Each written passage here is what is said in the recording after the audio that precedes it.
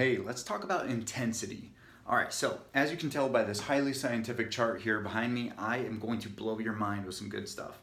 All right, well, actually, let's talk about variables of improving your workouts. Most common, I tend to see people adding time to their workouts.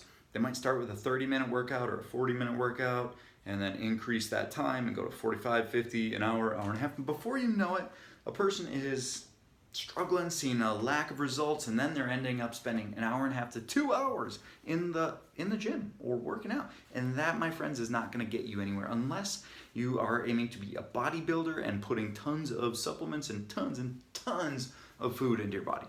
So since that's probably not you, I encourage you to be attentive to the amount of time you're adding to your workouts.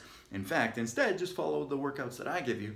But what I do want to talk to you also about is how do you continue to improve your workouts instead of adding more and more time?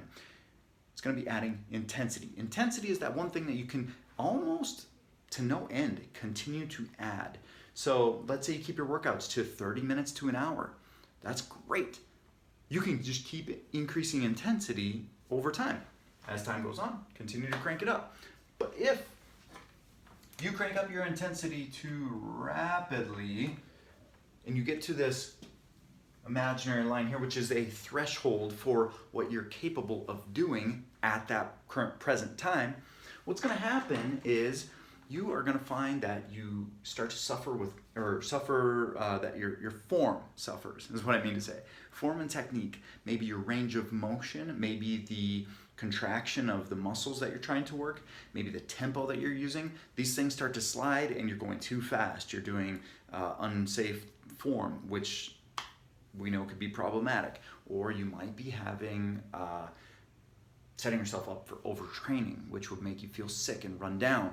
So what happens when we progress too quickly and we keep cranking that intensity up to a spot that's unsafe for us? Well, that pretty blue line turns to red.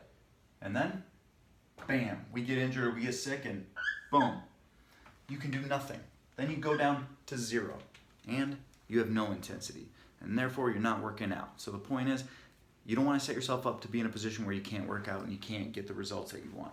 You want to instead keep that intensity climbing at the right level to maintain proper form, proper technique, proper range of motion, using the right weights and all that stuff. So in other words, main take home for this message today is quality over intensity. Never sacrifice your quality to do a little bit more weight. Okay? That's it.